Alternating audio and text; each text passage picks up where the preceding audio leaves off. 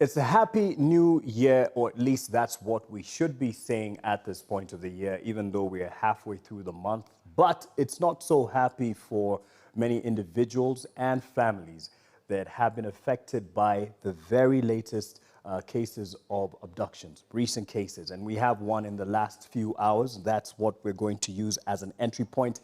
My name is Mark Masai, and I'm very pleased this evening to be hosting Bwana Kabata Mwaura, who is the Vice Chair of the Law Society of Kenya. He's been a busy man. In fact, imebidi afike hapa na nduthi kwa sababu traffic imekuwa noma, but he's made it, and we're going to have that conversation because the state of affairs in terms of abductions is getting out of hand. In fact, some might even say, Mwaura, that this is a new law for the law of, or the order of law in Kenya in terms of why is this happening in Kenya, the haven within the region, haven within even the continent, many would say. But that name or brand is actually changing, and unfortunately so. You've been close to many of these. First of all, Mwako Manzaje, besides the... Hectic as usual. We didn't go for holiday. We stayed around. We had so much to do. Yes. We also had the finalization of the 7 abductees, which we now ended the year with. Right. Hopefully, a majority of them have since been found. The 2 who are remaining, this is Kevin Modhoni and Kavingo. We hope that somehow they will also be released. So it's a good thing you brought that up, because that's been in the last few weeks of the year 2024 yes. and into this year.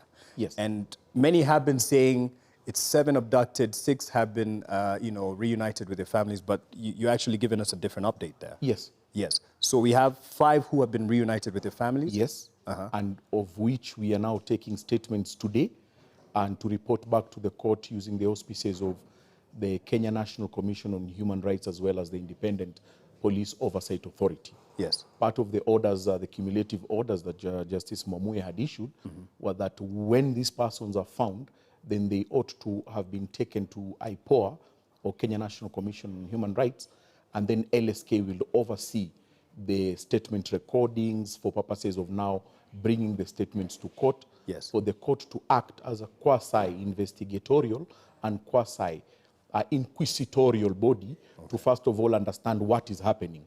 Who is abducting these Kenyans? Why are they being abducted? Where are they being taken?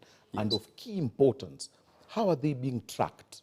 That is very key. How are they being tracked? Because that will then generate another discussion as to non-state actors who are party yes. to this madness. Exactly. And at a very, very big scale, which violates very many aspects of corporate social responsibility. And one of the active discussions right now is because of the latest abduction, and that has involved a Tanzanian national, Maria Sarungi, who is a journalist as well as the human rights advocate. And she gave a bit of her experience earlier on today. And she said she was abducted by 4 people as she was about to get her Uber from around Chaka Place, Hapa Nairobi. And when you bring that issue up of how is it that these people are being tracked? So people will start asking questions. Is it at the point as I'm using my phone, as I'm trying to get hold of? Because she did say also that the husband had talked to her asking, what time should we expect you? And she said, I'm done, almost done. I should be home soon. And then when there was a bit of silence and delay, that's when he went personally to make sure that he finds out what's happening. And then he found out that she had been abducted. Yeah. But thankfully, she was found last evening. Tell us, first of all, how LSK got in, because it's been a multi-pronged attempt yes. and effort to yes. help Maria, as has been the case with the other abductions. So tell us how LSK got involved in this and who else came in to the support of yes. Maria. We have been having a conglomerate of well-wishing civil society organizations, including the Law Society. The Law Society is not a civil society organization. It is a statutory body that is mandated to assist not only courts, but also government in the administration of law. Key and instrumentally among the statutory mandate is also to assist members of the public. Right. And so you see, this is where we get the mandate. And once we learned of her abduction, because it was shared on social media, yes, Amnesty International had given a tweet on it. We then undertook, because we have this body of well-wishing stakeholders, including Amnesty, including Kenya National Commission on Human Rights, including Kenya Commission on Human Rights, right, the non-constitutional human rights body, yes, and many other bodies. We undertook now to, in partnership with our Tanzanian counterparts, the Tanganyika Law Society, yes, and Amnesty Tanzania, to now see how we could manage it. So we had also to send guys at the border points, to send guys in between the conduits towards Tanzania, because we had credible information that she was being taken back to Tanzania. And right, you know, I want to dissuade us from using the word extradited to Tanzania, because it is not extradition. Yes. Extradition is a legal process. Right. In fact, you can't be taken back to your country of origin or any other country through a process which is legal. Mm-hmm. But what we are talking about now is refoulement. Refoulement is an illegal, yes, repatriation back to your country. So that's what's happened, that is what about to happen to Maria, yes, happened to Kiza Besigye. Yes, it happened to the 4 Turkish nationals who, incidentally and curiously, are not being spoken about by anyone, not even the Turkish nationals who received them. Wow. Curiously and interesting. Yes. They are not being spoken about by UN bodies. They are not being spoken about by any other person. Right. Curiously, so I must admit that it is at this point where we must be concerned whether they are alive or dead. True, because they came to Kenya as asylum seekers. In fact, they had refugee status. In fact, they did have refugee status. Right. That adds insult to the injury, because it is the same international body of protection of either internally displaced or outside displaced persons that they had come to Kenya to seek. Yes. Kenya has been a safe haven to so many persons, even when our own political governance was in question. Right. We did not open that box. We had a firm grip on protecting persons who sought refuge in Kenya. Right. It is a slippery slope where we are heading, and it's quite sad. And right now we're looking at a number of about 700, you're saying 700? 790, almost 800K persons who are already in Kenya and within the protective framework of refugee law. Okay, yes. So let me take you back to what you were saying, the process. You had credible information that Maria, the Tanzanian journalist and human rights advocate, was being taken to Tanzania, or that was the plan. Yes. And that is an illegal process because it's not an extradition. It's not. And so you put the measures in place to make sure she's, you can at least make noise. What did you resolve to do when you learned about that angle? You sent people at the border point? Yes. Okay. We had persons at the border point. We had persons trying to appeal to our networks within the National Police Service. Yes. Probably most of this information is not for digestion right now. I get you. But we had information on how they were moving, and we certainly knew that they were going to take her back to Tanzania. Right. And even herself, she admits, because when you undergo these processes, somehow, if it is not by mistake, then even you as the victim understand what is happening. Right. You know who is targeting you. So she was particularly singled out, and even if you hear what she's saying, she could see someone who was, you know, trailing her at the place where she was, and she had the apprehension that someone was actually trailing her. Yes. Even as she was going to take the taxi, she also felt this, and curiously so, a very unnamed hero. There was a City Hopper bus driver who attempted to block that car, but it outmaneuvered him, and they sort of, you know, brandished their guns, and they managed to escape. But this is the message that we want to send to Kenyans, that if you witness these things, apart from recording, be proactive, take an active role as a citizen, because some of the sacrifices that build onto good governance and build onto good constitutional order do not necessarily come easy. And let me just interject on that point, because there is a concern then that, first of all, it's good to hear from LSK that as citizens, we can come in and shield our people when we feel that they're being wrongly taken. Yes. And it happened today actually in Kirinyaga. I think it's Mwaura area. Yes. Where a lady was being bundled into an Outback, a Subaru, one of those, the characteristic Subarus. Yes. And they claimed to be DCI, yes. it is said in this story that I saw on NTV. And the people came in and said no. Exactly. So stopped them. Exactly. And the lady is free. Exactly. And I hope she's free wherever she is right now. I do not know why they were looking for her. She says they guise themselves as customers for rice. Wakajifanya, unauzaga rice, tunataka kununua kilo 20. And then when they got there and bundled her. So as this was happening, the citizens there in Mwaura, Kirinyaga County said no, hamchukui huyu. So can we hear it from LSK that it is in order that a citizen who feels that someone is being unlawfully treated by such individuals in terms of being bundled into a car, would it not come off as or be stated as you are aiding and abetting, or you are, is it restricting arrest, or I don't know, restricting arrest. I think there's a legal jargon, a term. Would I be legally sound and in order to stop that action taking place as a citizen? Absolutely. It is a citizenry action, and there is no power that is without citizenry consensus. That all this power is exercised on behalf of the people of Kenya. Okay. And what is happening, what you're terming as being bundled into a car, is not an arrest. Yes. You are not being arrested. So we have to separate being bundled into a car and being arrested. Yes. Now, an arrest follows the following procedure. The person coming to you identifies themselves, identifies the purpose of their visit, right? Whether it is an arrest or whether it is search warrant, a search warrant, or whether they want to inquire something from you. Right. Another aspect of this would be to ask why they are there in the first place.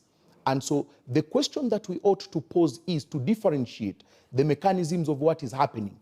What is happening typically in the most of these cases is not legal in the first place, because if you stop it, they will not take you to a police station and say that you are obstructing justice. You are obstructing an injustice. That is not what the law prescribes. The law prescribes obstructing justice. And arrest, lawful detention, lawful incarceration, including lawful seizure, is what the law prescribes. Anything outside that, as a lawful citizen, you must say no. You must say no. Yes, and that's where we're getting to. You're just praising that City Hopper driver. Absolutely. And I hope he's not in danger for what he did. But it needs to be put out there then that you are within your right to do that. Yes. Because pingu, the cuffs, or a gun, brandishing a gun, isn't necessarily a sign of this is an arrest. Because that's what they would try to do. Everyone has these devices, including criminals. Yes. And more so, it is only criminals who would want to use these devices to scare away lawful members of the public. Right. Because the police are, in fact, by law, mandated not even to arrest you by putting handcuffs on you. There are some offenses that don't require putting handcuffs on you. Yes. The handcuffs are only for purposes of when the police reasonably believes that you'll escape. Yes. You get the point? Right. And so even in an arrest, a police officer does not require to have a firearm. Because if I don't have a firearm, then why does the police officer require a firearm? There are some arrests, in fact, which are so peaceful as the police officer should order you to walk with him or her to the nearest police station, because we are civilized. Right. We are civilized citizens, and we are living in such progressive times that we don't need coercive force to apply the administration of justice. Exactly. And this brings us even to the question on when police use excessive force or use directives which are outside their mandate. Right. And the question as to accountability of unlawful orders issued by those in superior command within the National Police Service.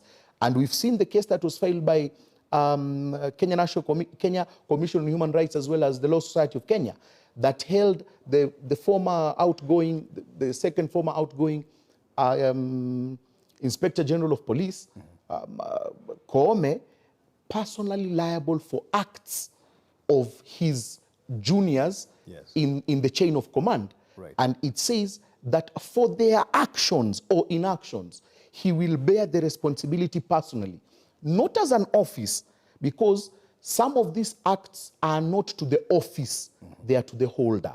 Okay. Because then it separates the office which is deemed to be a sanctified office as to the person performing these illegal acts. And this case was determined pursuant to the directions that were issued by Koome against the KMPDU strike that was earlier on in the month of February or March. I cannot remember, where the chairperson of KMPDU, Dr. It's called a Tia, was injured severely and had to go to hospital. Yes. So all this culminated, and I believe that the jurisprudence and the policy framework that will come out of these decisions that we are getting out of court will then guide a Kenya that is ruled by law and not by fiat. What would that mean then, if indeed it takes effect, those orders against Koome, Yes. To the current hold of office and moving forward? What does this mean? That it holds you or holds the IG of police personally responsible for the actions of his juniors. What is that meant to translate to practically? After we were done with the ICC circus, where it was now imperative that we separate the office of the Inspector General, and under Article 240 to 245, where you have the national security organs, you have the spectacular division of independence that the office of the Inspector General operates on an independent manner. That means that his command is independent, or her command is independent. It brings us post General Ali dispensation, where his defense would have been, I was given instructions by the presidency. So it says that even the Inspector General cannot use the defense that he was instructed by anyone above him.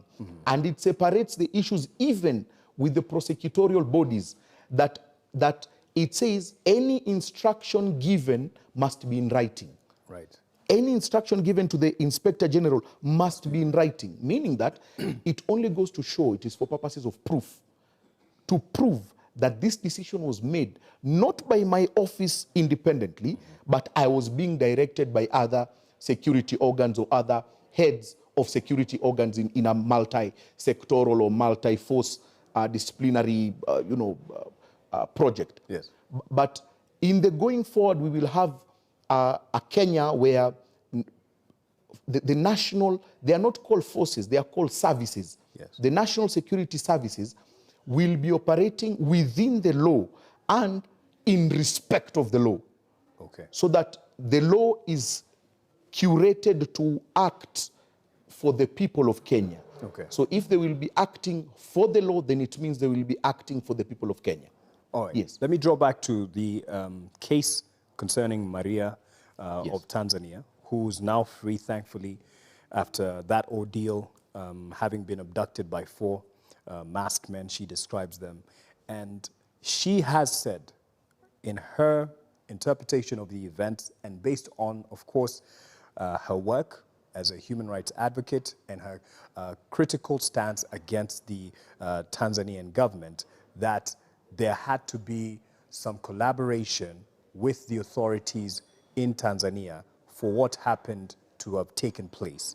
And as LSK, it is, of course, in your purview to see what's playing out in terms of transnational operations of this nature, illegal transnational operations, and what steps do you possibly take next to engage your counterparts in Tanzania. So in your view as LSK, this is not a personal opinion, but in your view as LSK, do you see that being, as has been described by Amnesty International, that transnational, illegal transnational cases increasing with what we've just witnessed in Maria's case?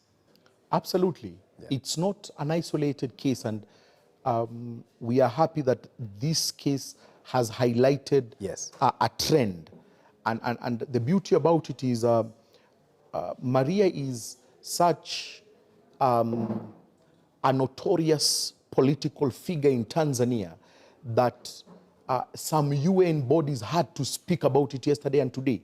Yes. They put their weight into it.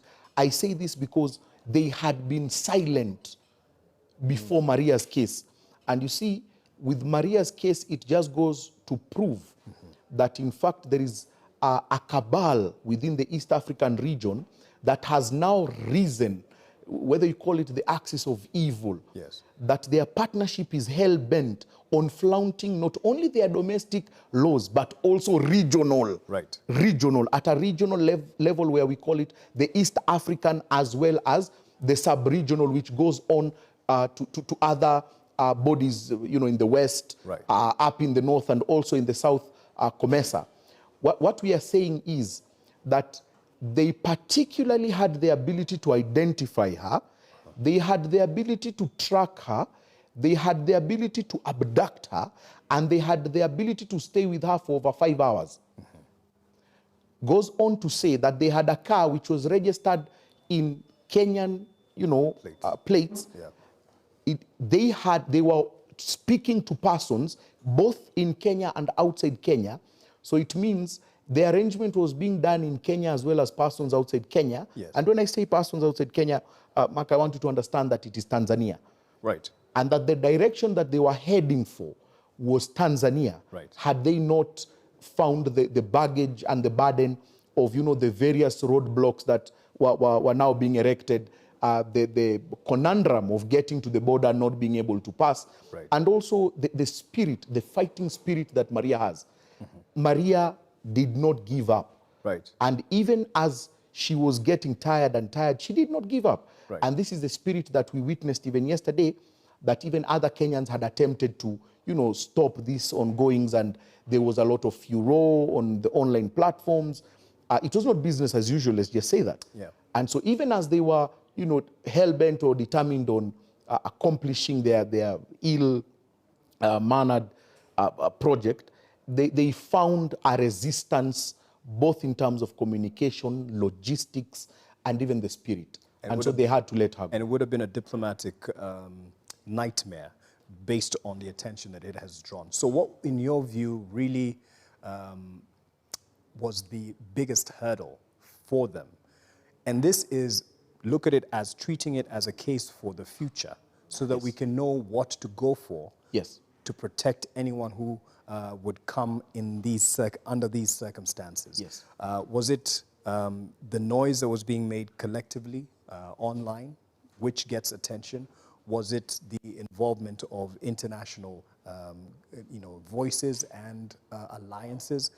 Was it your collaboration with Amnesty International and the others in getting a collective voice to really push for her release? What do you think really worked in this case? Everything culminated in a very well circled spiritual a fulfillment.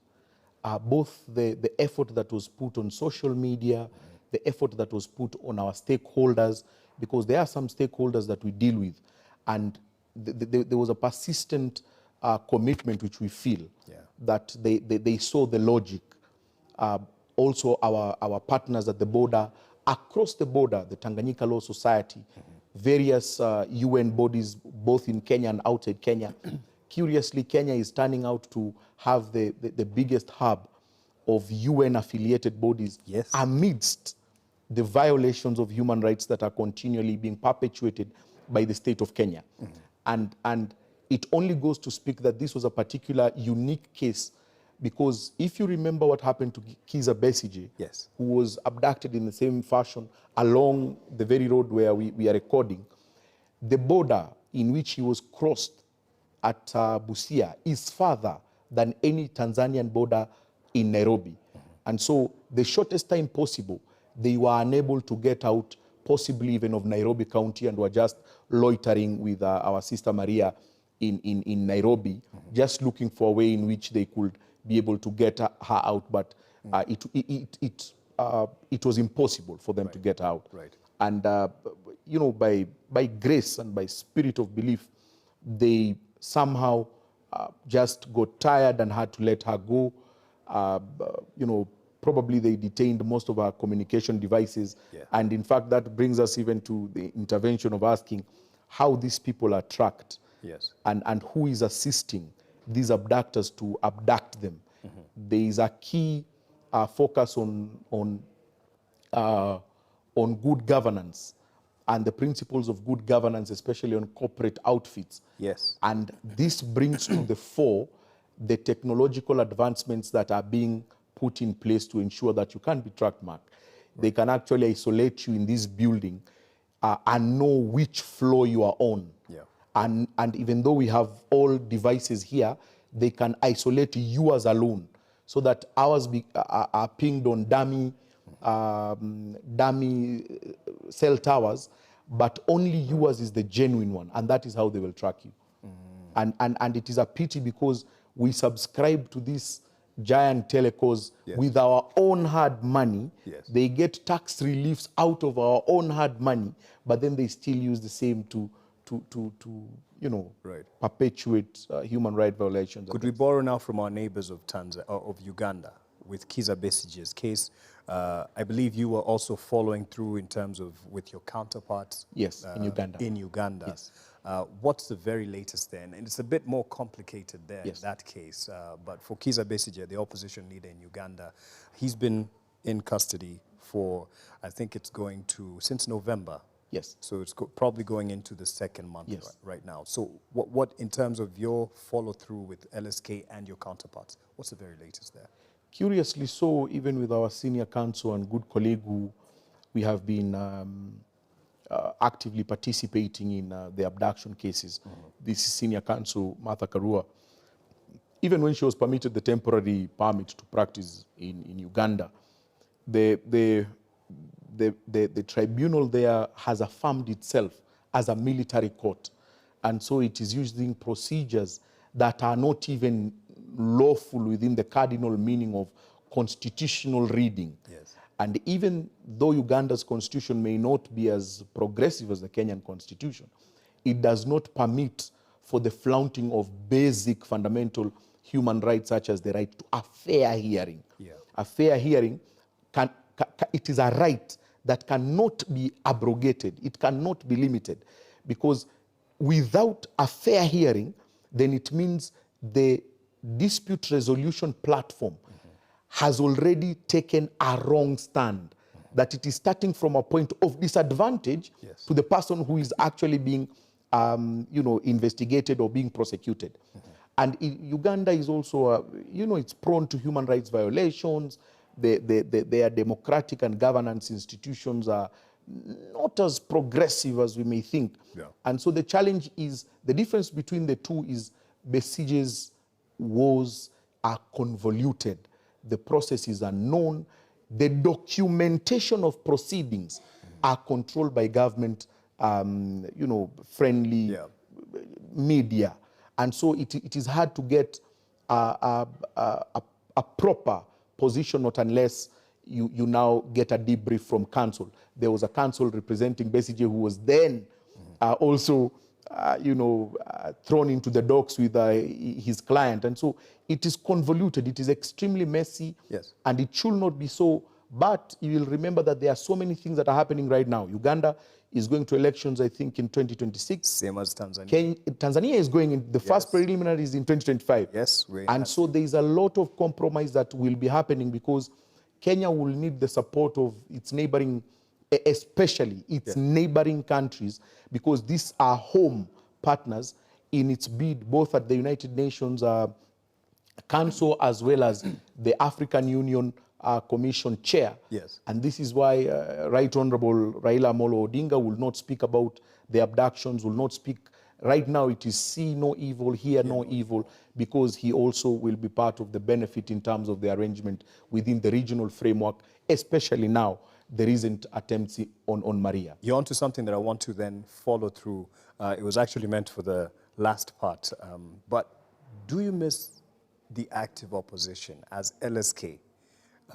in times such as these?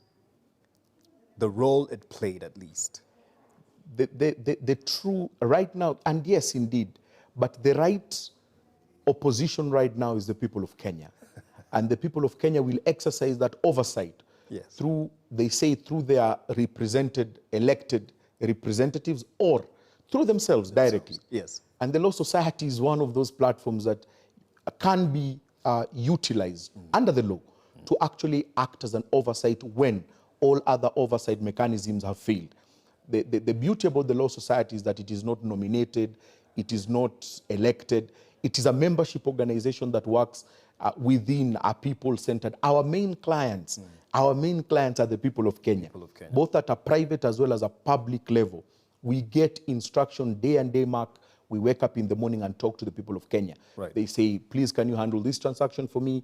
I feel someone is illegally dispossessing me of my property. Right. We have got a case right now of a family in Hurlingham that was illegally evicted, and they do not have the resources for counsel. And so these are ways in which the Law Society comes in.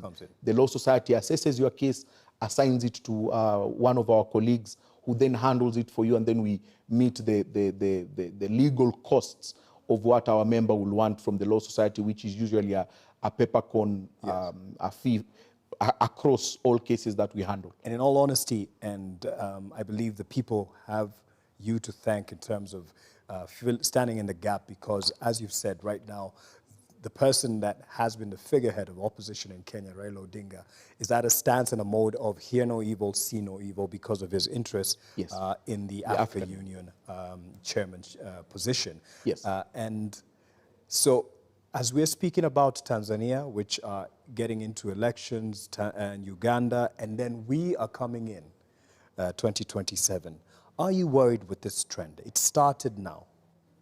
What's to say the lengths that these operatives would go to silence any form of dissent or even criticism of governance? Are you worried as LSK? We are extremely worried as the Law Society, and we have been in touch with the Special Rapporteur on Torture. Yes. We have been in touch with international organizations such as Redress for purposes of documenting these incidences, and they are not isolated to the finance bill. In fact, they go before, and even when you remember, there is an active case right now, curiously so, on certain persons who are affiliated to the president, Dr. William Samoei Ruto, during his campaign. The two Indian nationals and their taxi driver who were abducted along Mombasa Road near the Southern Bypass, and they were never seen. Their remains were found, I think, in Amboseli, burnt beyond recognition, and the case is actively going on as we speak, because it particularly interests the office of the president.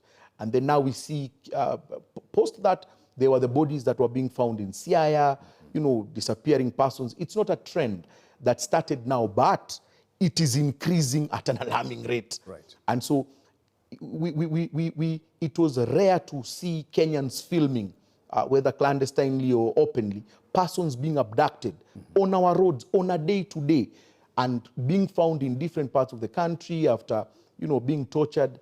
We have the two Longton brothers and Bob Njagi, who are curiously returned on the day when the acting Inspector General of Police, Mr. Masengeli, was going to be sentenced. Curiously, the court did not even want to ask the question, what is the coincidence? Yeah. Why today? And so even when you realize the trend, last time we were in court on the 8th, that was, I think, on Wednesday or Thursday last week, on the day when we were coming to press for contempt, 5 of the abductees were returned. 2 are still missing. It's a game. And if you will read closely into the pattern, you will see who is responsible for these abductions. Yes. Every time there is a pressure point, there is a trade-off so that the pressure point can, subside. And so it is not rocket science to say that persons who are responsible for the abductions are persons that are affiliated with government, or who have the support of government, whether directly or indirectly. Right. They are persons who have the blessings of the security parameters in this country. They are persons who as at now, we will not be able to trust the security operatives of this country, except to follow the due process. When these things happen, if you can report, if you can record, if you can try to do your own civic duty by trying to object, oppose, fight off, then the next thing usually is to report to the nearest police station, have your OB taken down, your statements taken down, insist that they have to undertake due diligence within the same day. If there's a mobile phone that is involved, insist that the tracking of that mobile phone be activated, insist that they look at the gadgets that are around that mobile phone, because they have the capacity to do this. And it is the safest way that we can guarantee that as they are using technology to affect us or harm us, then we are also using technology to try and reverse the harm that is being done. Mwaura Kabata, as the LSK Vice Chair, you're speaking on behalf of LSK. Is there not a danger of civil unrest by telling Wananchi, stop these people? If you see anyone being bundled in, stop them. You remember the time when we had cops being arrested by Wananchi? Yes. Not even IPO or anyone else, or anti-corruption police. Is there a danger of civil unrest when people now just come up and arrest I have a Subaru, so I hope no one stops. No. But I'm just saying, because it's strange that no one else has really spoken to this in terms of, if it is your right, then you can actually stop it. But is there a danger of civil unrest? There is none. In fact, the Constitution has a reset button. Yes. It foresees that authority can be abused. And the legal parameters, what we refer to as constitutions with constitutionalism, it oversees, it has its own mind. It sees that there is a time that power can be used wrongly. And so it puts a secret reset button by saying that power is with the people. And so when Kenyans went to parliament, power shifted on that day. Power shifted. Power was not with the representatives. It went back to the people.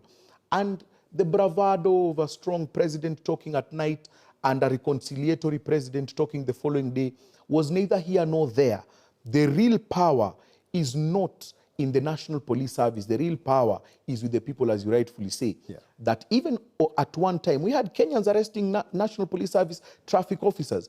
Kenyans arrest county askaris. It is, you are exercising my power until I take it back. And so it cannot be civil unrest. And if it is, then the Constitution operates in a way that it can ban the ecosystem so that it can rebuild into a better thing. The fear of looking at it as civil unrest is a capitalist dogma that is instilled to always scare that, you know, by the way, when there's civil unrest, it means you won't be able to drive in town, you won't be able to go to watch a movie, someone will come to your house and steal from you. But it's not that way. All Kenyans who mean well for this country do not want to see this country burn. And so it is not a scorched earth policy, destroy everything, we will rebuild later. It is stop what is burning Kenya so that it doesn't spread. If it was possible, and if we read the mood post, probably 3 weeks post the first finance bill demonstrations, 37 counties in Kenya were saying no to the president. 37 counties, including counties within Rift Valley, where it is believed he has a stronghold, were saying no to the president, were saying no to parliament, were saying no to an oppressive taxation regime.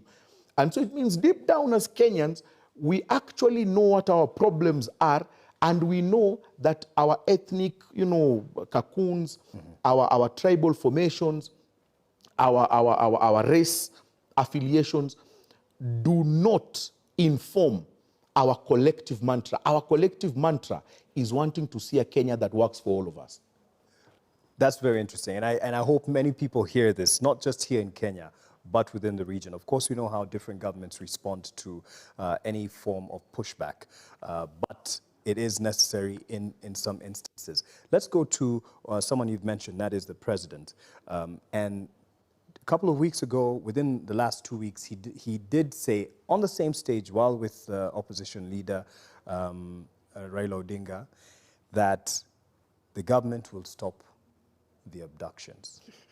After, of course, they're in front of people, so this is, pleasing the people, whatever is being said. But in your reading as LSK, when you heard this, did you hear an admission? Did you hear an acknowledgement from the president that abductions are happening within the country? Not only just happening, but it is something that is known to the presidency or the powers that be. Because you can't say this happens and they have no idea that it's happening. It has to have someone who's giving the go-ahead. So what did it read to or read as from the LSK perspective? Had it been an acknowledgement, and I'm answering it by differentiating the two, had it been an acknowledgement, then the president will have affirmed the existence of some certain facts which he admitted to. Yes. Yeah? But an admission then goes further to make an unequivocal statement that you will do good. Yes. You understand? Right. That I am admitting a certain set of facts exist, I am acknowledging. But I am going ahead to say that there is something we will do to put an end to it. Right. Meaning that you have control over what is happening. And curiously so, in this day and age, it is a conundrum because as a head of state, as the commander-in-chief of the armed forces of Kenya, including sitting as the chairperson of the National Security Council, yes, it then behooves me that a person can be abducted in the middle of a city. In the middle of a city. Let me even be more categorical. A person of the stature of a sitting senator from Busia can be, because that's not an arrest, can be illegally detained. You know, some things to me are very, a senator, yes, a person sitting in the highest legislative body in the country can be illegally detained. And it doesn't make primetime news, it doesn't make a change in conscience, it doesn't make policy review or regulatory review, no heads roll, because then what would be our business in the administration of justice if certain persons holding these offices are arrested in the same way and manner as, you know, the other Kenyans will be arrested? Yeah. And it then even irks me more that the sitting head of state would react to it on an unprepared response in a funeral to admit that it is happening and that they will do something about it. And they go around the country saying, if your kids behave well, they'll be okay. If they don't behave well, we will discipline them. Connecting the dots is so easy. Yeah. And let me sum it up for you like this. If you kidnapped the daughter, the president's daughter, it will not take more than 10 minutes to know where you are. Yeah. Not even where you are, what you ate yesterday. It is so easy to track these things, especially with the devices we have. Yes. Some of the smart watches people wear, in fact, are traceable devices. Right. Some of the hands-free earpods that some people wear are traceable devices. Some people wear the smart rings. They are traceable devices. Most of these guys, probably, I'm saying it for the first time, they don't know that some of these gadgets are traceable devices. Yes. And so it is so easy to trace these persons. The technology that was used back then when the lady was sexually assaulted along Forest Road and Limuru Road by the border riders was the key to unlocking all this. Yes. You can actually separate everyone, persons who are near her, persons who are not near her, and this is how all of them got nabbed, including the ringleader who was almost disappearing into Malaba.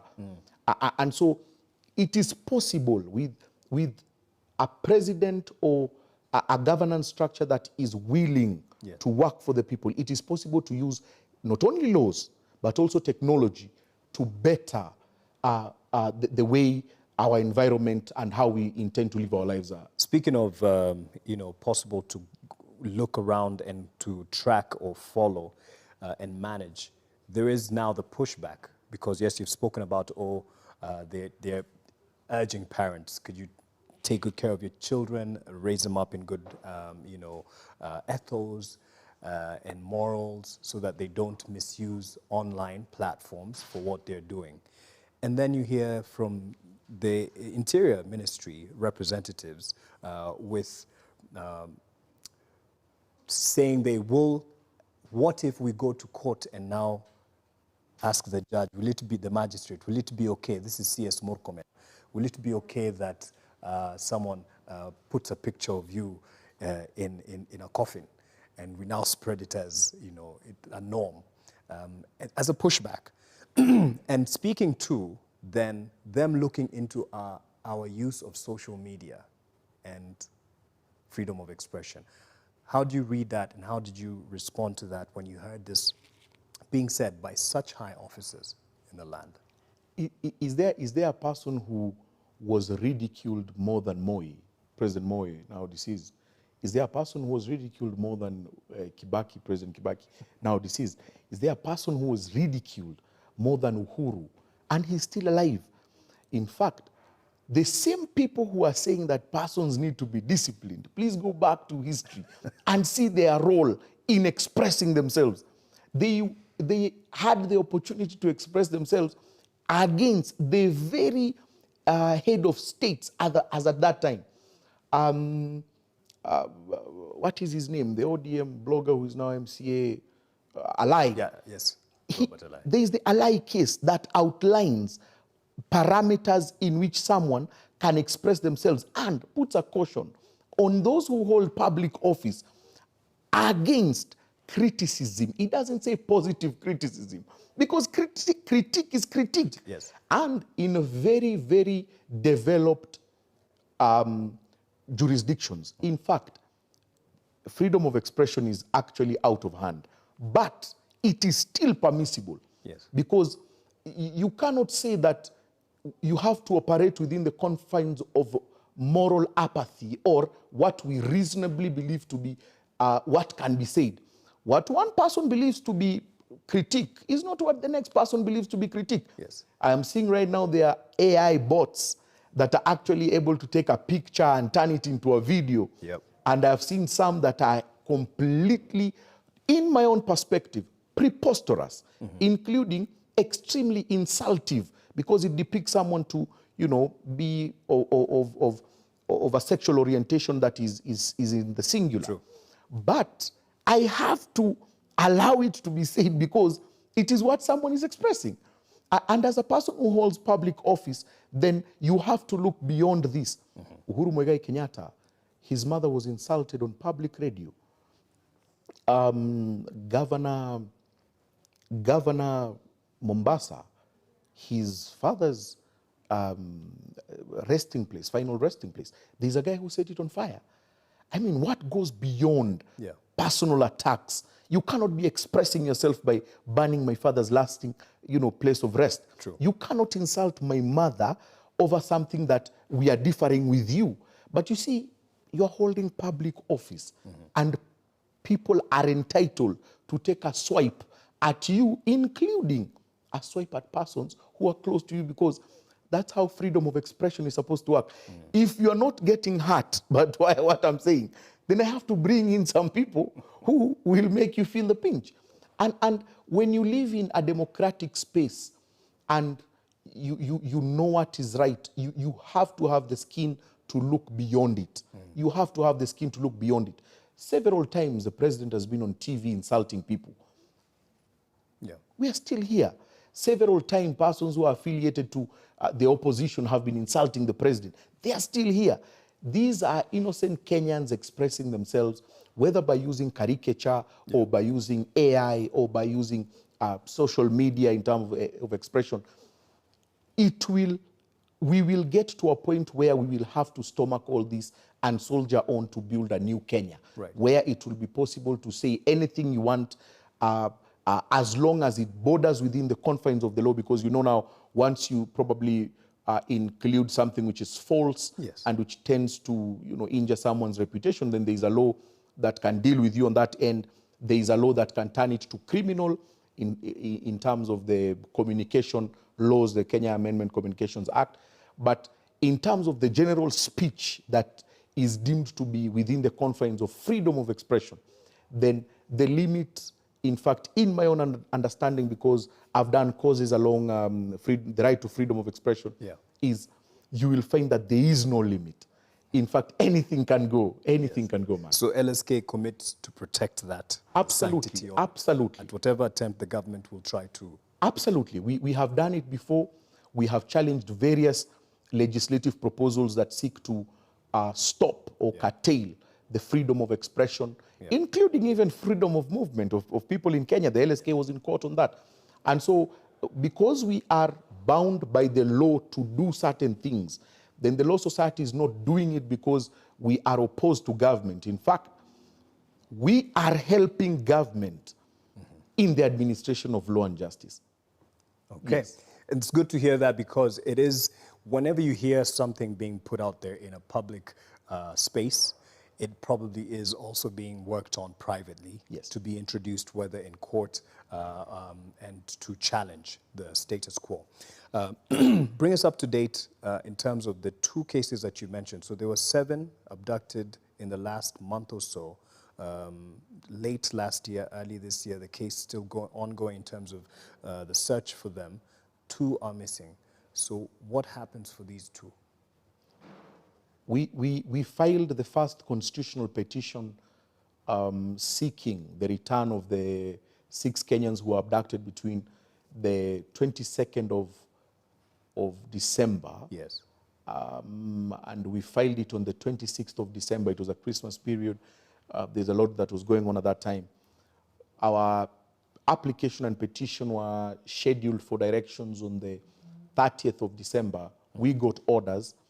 Curiously and interesting, another advocate filed another petition with the same petitioners that we had used, although he included a last one, who is Kevin Muthoni, who we had not inadvertently included in our application. And so when it went to court, we were forced to appear in both matters so that we could explain to court that, hey, look here, in order for the administration of justice to go smoothly, it will be important for these 2 matters to be consolidated. But as we were going along, we realized that there was no need for the other matter to proceed. We could only take the petitioner who was not in ours and include him in ours. Then we collapse the miscellaneous criminal application 216 of 2024 from Kibera. And so that is what we did. And that now brings us to, in our petition, Kavingo is the one who is missing, has not yet been released. And now Kevin Muthoni from this other one makes it 2. Okay. So in total, they become 7. 5 have since been found. This is the Kibet and his brother. It's a gentleman from Embu. There's the gentleman from Embu, Billy Mwangi. Yes. There's this other guy, I forget his name, and he's my friend. And then now we have the 2 who are missing, who we hope that the next time we go to court, somehow will have been released so that we don't worry more about the safety of their illegal incarceration. We now worry about the legal parameters in determining what is happening, who is kidnapping who, how are they able to do it, where do they take them, under whose command are they being abducted, and for what end. And now finally what the court promised is, the court promised that it will make deliberate pronouncements on what can be done to stop this madness. Okay. Yes. Now, 2 last questions, one to the president and one to the people. Yes. To the president, given where we are as a country, as a safe haven for hundreds of thousands from the region around the world, and our standing even, most recently we did assume a higher seat or position within the United Nations Human Rights Council. And we're now seeking the chairmanship of the African Union. Not that the president has, lack or, the deficit of advisors, but from LSK's position and seat, please just speak to the president in terms of what this is doing to the country and your desire to the president. You can speak into that camera. The promise that was once made in 2022 that Kenya will no longer be business as usual, especially in terms of enforced disappearances and extrajudicial killings, Mr. President. And you will remember that as the Law Society, we visited State House and we did submit to you a copy of our position on extrajudicial killings and enforced disappearances. And you gave us a promise that this will not be happening in Kenya. We are not saying that all is lost. We are saying that may the lives of those who came before us and those who laid their lives to see a better Kenya be of meaning. Be of meaning in the sense that they do not go out without value. That it is possible to have a Kenya that works for everyone. A Kenya that is inclusive, a Kenya that does not segregate, a Kenya that does not say wale na sisi, a Kenya that is holistic in terms of its agenda and aspirations to develop, to grow, to see the farmer produce through sheer sweat and to see that farmer be able to sell in the market and to see consumers buy without the necessary burden of an increased wage bill or an increased taxation regime.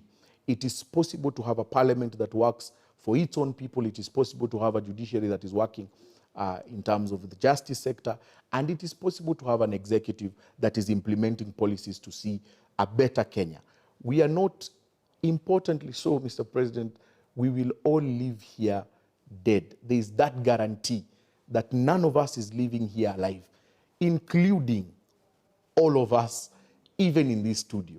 So it is important that we see ourselves for the persons we are and to see the possibility of having a Kenya that is inclusive and one that embraces everyone, even with their differentiated opinions or their differentiated backgrounds, because sooner or later, time will make an equilibrium of all of us. Asante for that one. Now to Mwananchi. What is my practical step that I can take and what is within my rights if I find myself either abducted or bundled into some car by these operatives, or if I know or I learn that my loved one has been bundled in or taken by these abductors? What is a practical step I can take and what is my right that I should be able to be given access to? Once you have been abducted and the process of abduction is over, then it's purely a game, a mind game. It is more of a physical as well as a mind game on what they want from you. Probably it is information they want from your device or information they will want from you. And so you have to balance the aspect of cooperating with what they want as well as putting your foot down and affirming your position on resistance or on the occurrences that are happening. If you find out that your loved one has now undergone the current state of abductions, then the best step is first of all to report to a police station near you so that it can be on record that something has happened, and to ensure that the police take superior steps to first of all make a circulation of if you have the number plates of the car, if you have the color, the make, the description. Additionally, it is important to, and this is something very unique, somehow leave your location on your phone. It is very easy to track it. If you have an iPhone, it is easy to track an iPhone than an Android phone in terms of locate my iPhone. If you have apps on your Android that can help track, there are devices that you can always have if you do. I mean, they're not mandatory. Even a phone itself costs some money, but if you have these devices, then you better put them on settings that they can't be tracked. I know for sure the pods, the smart watches, the rings, even when they are lost in your house, you have the ability to actually track it, and it beeps you within a certain range, and you can be able to find this.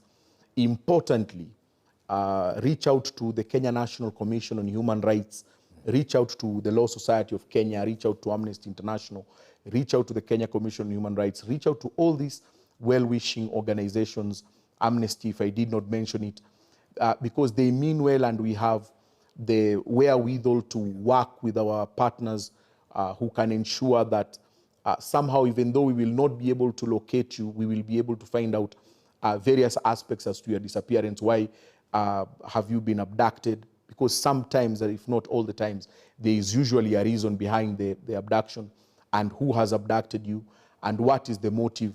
And the pressure that we put, the constant pressure that we put, is not in vain. It is something that these persons who are abducting are not comfortable with, because they now have to answer so many questions to whoever they answer to. And this discomfort then puts them in a very awkward position in terms of your continued illegal detention. So somehow, sometimes they feel the need and the urge to release, but sometimes also the unfortunate incidences where some of the persons who are abducted are actually found dead, and it's quite unfortunate, but that is the reality of where we are living in. And it's unfortunate that we're actually talking about tips to protect yourself against such, or if it happens to you, because that's not where we are meant. We should not be there as a nation. We should be talking about inventions of technology. We should be talking about improved agriculture. We should be talking about means of improving the economy. We should be talking about entrepreneurship. We should be talking about how younger people will fill the gap in terms of generational equity. But now we are talking about things that ought not to discuss the agenda of a nation. We are now losing the breath in how we choose to traject towards a better Kenya when we are talking about. But something that you have, and I take home, is just the fact that we can also do something. Because you see, a Kenyan might feel very helpless. I'm not Mwaura, Kabata, I'm not the vice chairperson of LSK. I'm not this journalist that is well known. You know, I don't have well-known families or relatives. I don't have people in high office. But what you've told me about the Mwananchi can actually play a critical role, just like that City Hopper bus driver, to stop these acts on a daily basis. Absolutely. And when it becomes unstoppable, what you're calling, you termed it as civil unrest. It will not be civil unrest. It will be unrest on the part of the perpetrators, because now they will know that, in fact, they are on to us. And you see, while we encourage people to always be in public spaces, because it helps to document, it helps with eyesight witness, it helps with the onlooker presence, perhaps a CCTV here and there. And Kenyans are usually on their phones. There is usually someone somewhere who will document it.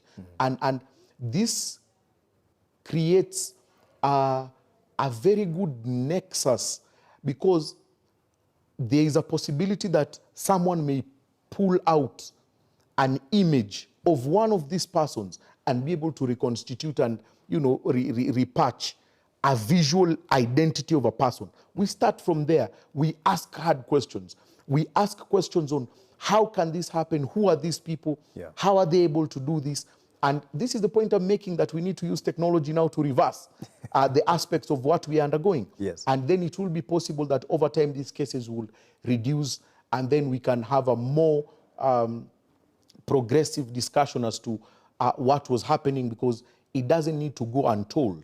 We need to tell the stories. Mark, you need to call these people to studio. You need to call them here. You need to ask them questions. You need to ask them where they were. You need to ask them where they were taken. You need to ask them what they felt. You know, small snippets of how many people abducted you, What kind of a car were they in? Yes. Were you fed? Were you harassed? Were you tortured? What did you feel?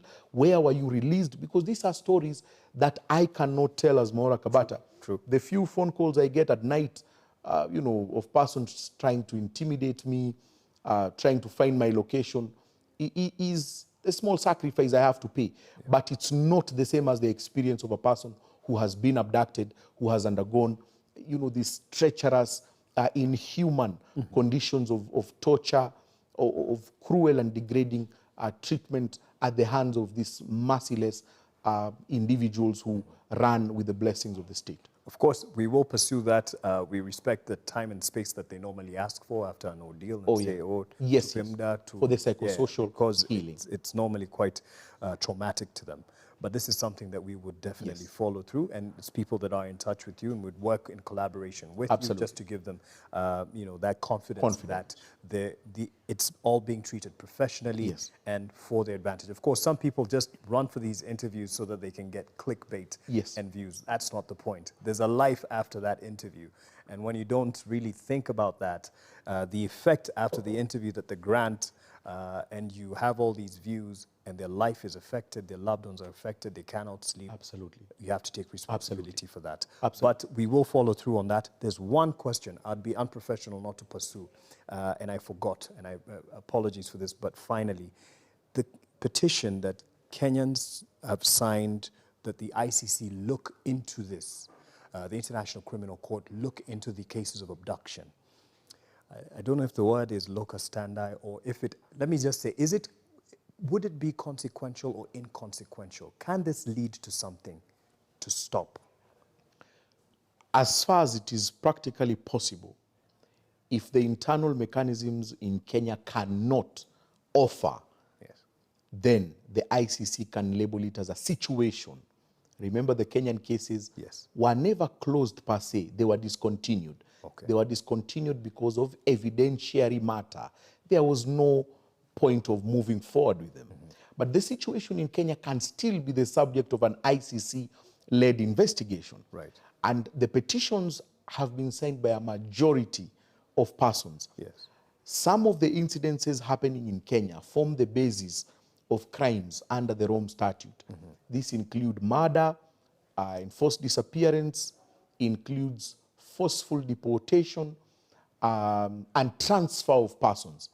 And so if the ICC then deems the situation in Kenya one that a pre-trial chamber can find reasonable grounds to believe that offenses have been committed in Kenya, then that situation will then take a toll, and it will do its investigations, and then it will render a report on, who then bears criminal responsibility for purposes of taking plea at the International Criminal Court for these offenses. That is a longer process, in my own opinion. I think if we put pressure on Parliament, on our elected representatives, then it will be possible to empower a body such as the Office of the Director of Public Prosecutions, the Office of the Ombudsperson, the offices in the Kenya National Commission on Human Rights. And if you remember very well, they had a detailed report, especially right now post the finance bill, on how many Kenyans were killed, how many Kenyans were injured, how many Kenyans were killed both in the demonstrations, in the maandamano too by the Azimio Party in Kisumu, in Makueni, in Emali, in Nairobi, as well as in Mombasa. All these reports are there. It is possible to have an independent investigation that will be conducted to find out who is responsible, because a larger majority were perpetrated by persons within the security forces. And curiously, Mark, as we are talking about this, the Baby Pendo case is coming up for judgment, I think, this week. I cannot remember when, but it will be curious. It will be important that you follow the conversations there, because, again, there will be an apportionment of who is responsible for Baby Pendo's death. And because she died at such a young age, she would have been, I think, she would have been 9 years old, if I'm not wrong, or 8 years old right now. And so those are conversations that we should be following, because we are moving from the element where we are saying the Inspector General of Police can be held personally liable, civilly and criminally. Yes. And then now we are moving into the officers within the rank of the National Police Service and their liability and their responsibility in terms of civil unrest when there is protest, or even when they are arresting or detaining a person. It will be possible that you could institute civil proceedings for damages when the police flaunt your right to, procedural arrest. Just arrest me and take me to a police station. Yeah. Give me a cash bail. Tomorrow I'll go to court or I'll come back here. You don't have to deny me cash bail at the police station for purposes of me bribing you, yeah. Right. Yeah. But it's not inconsequential. So ICC might be long protracted Yes. course, but Yes. it's not inconsequential. It's even adding to the pressure that It we need is to have absolutely, collectively. absolutely. And if the chief prosecutor at the ICC pronounces himself over the issue, and I remember at one time he had made a statement about the civil unrest in Kenya. Curiously so, he was the president's counsel at that time. But he's a very independent-minded person. Yeah. He's extremely progressive in terms of the human rights regime, both at a local as well as an international level. I know once the court says anything about it, the pressure, as you call it, will mount as well. And it creases. and it will be able to generate conversations that will lead to, regulatory reform. Right. Yes. Well, on behalf of the families that you have helped, on behalf of Maria, one of them, the latest, that is Sarungi, who is now free and with her family, the families that you've assisted, I'd like to say thank you to LSK for the work. They're doing the Lord's work in this and in supporting Kenyans. Much as it's in the mandate, it takes some sacrifice. As you've said, It does. You also are on the receiving end of some threats. It does. And it's not something that would just be brushed off, but we appreciate you, and word and appreciation to Madam President as well. Once you get back together tomorrow, perhaps, I know you're still following up on the cases. Yes. So this is a continuous thing. Yes. Unfortunately, we still have more cases that we have to continue. We will be following up. But asanteni sana. Karibu. Mr. Mwaura Kabata, you heard him. He said you can also be of much help to stop these cases of illegal arrests. It's definitely illegal, and it's something that you can stop in your own way. Whether ni kama huyo city hopper driver anajaribu kublock gari, yes, power to the people. Absolutely. Thank you for watching the first episode of the Social Newsroom, unfortunately on such a sad topic, but we will continue to pursue this, and even where it permits and where it will allow some of those who've been in the hands of the abductors. And when they give us audience, or at least time with us here, we'll be happy to talk to them for the better of people to know what happens and the steps that they can take. Have yourself a good night. Stay safe.